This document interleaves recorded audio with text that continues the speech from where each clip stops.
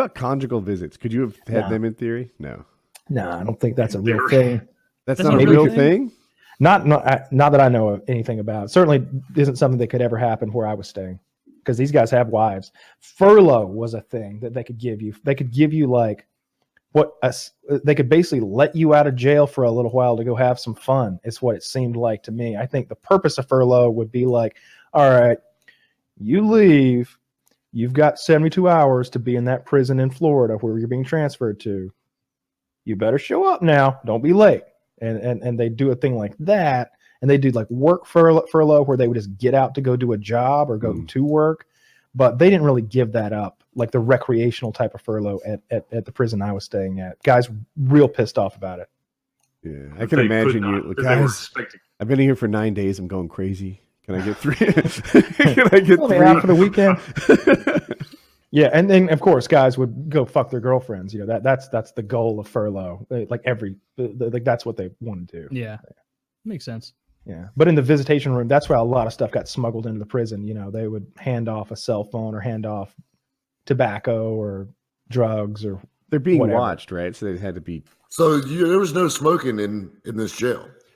There was a lot of smoking, but it was all against the rules. People would roll their own, or they would actually have like Marlboro cigarettes, and they would light them with 2 AA batteries taped together, and they would run a wire across till the wire got red hot, and they would light up. They count us every 4 hours. They come in, they walk the line, they look at everybody, even in the middle of the night.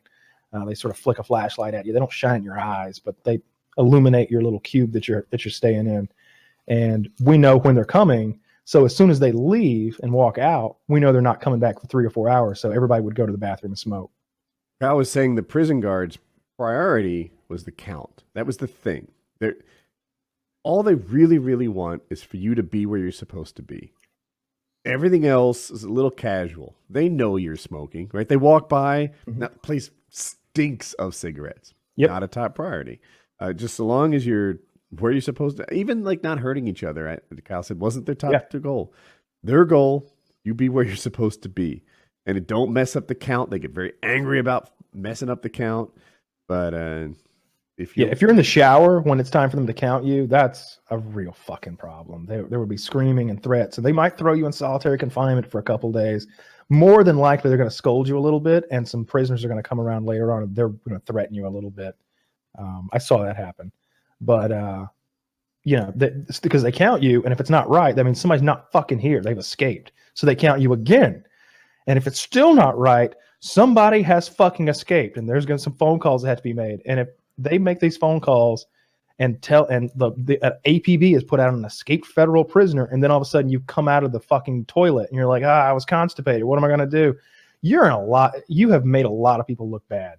Mm-hmm. You know, a lot of the guards look like assholes now. So they did not like that at all. But yeah, you could smell the cigarette smoke on people. Hypothetically screaming from the toilet. Like, I'm in here. I'm sorry.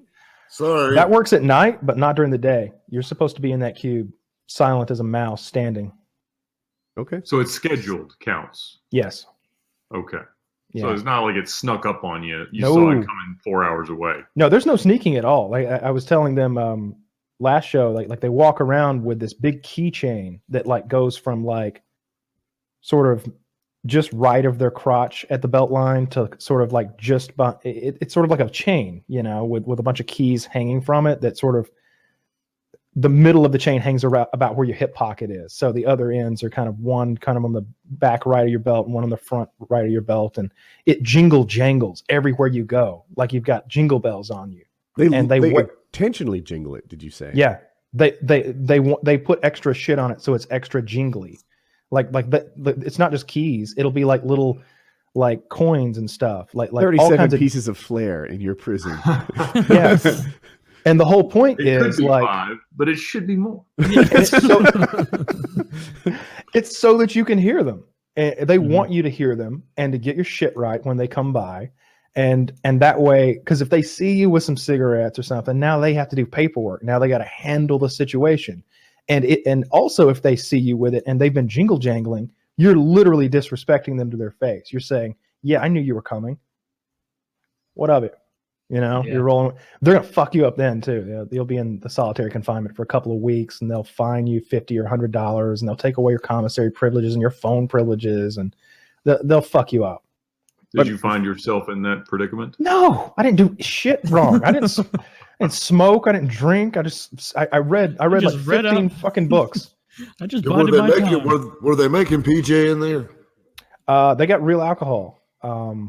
So, What? Yeah, they've got real alcohol, whiskey and vodka that people are sneaking over the fences. You know, they put it in a plastic. Oh, I bottle. thought it was in the commissary or something. you Oh know. no, they got, you know, it's like bar prices though. It's $8 a shot, you know, but you put it in a little plastic bottle of vodka and just flick it over the fence in the back part of the yard where nobody goes. No guards are ever up there. You just go by there in the morning and scoop it up. You said there wasn't going to be a fence. Did you think that, or were you just saying that? They didn't used to have a fence there. That was a new addition. And by new, I mean in the last 5 years, but that website had not been updated. And there's a lot of lies on that website. I think I mentioned it last week, but they lie on the website and say they have certain programs and classes so that prisoners will want to transfer there. But once you've transferred there, you find out there are no classes and you can't leave for 18 months. And they get about $100 a head to imprison you there. Huh. Oh. $100 a head. I think I could fit like 18 guys here A in the day. house. Yeah. $100 a day. Yeah. Goodness, that's like an Airbnb premium. Yeah. Yeah. And you know, if they That come we under pay for? budget, they get the percentage of that budget. So they're not spending the $100. They're probably whatever it costs to run air conditioning, Pitch a it to fucking ice Jackie. We machine. could put some bunk beds in the Game of Thrones room, and I think we know how Jackie feels about felons visiting. his house. you're probably right. Ask her if she'll ever make an exception for me. She's already made an exception for you. We brought it up. Oh, that's funny. I'll Yeah. tell her thank you very much. I'm glad you trust me around the silverware.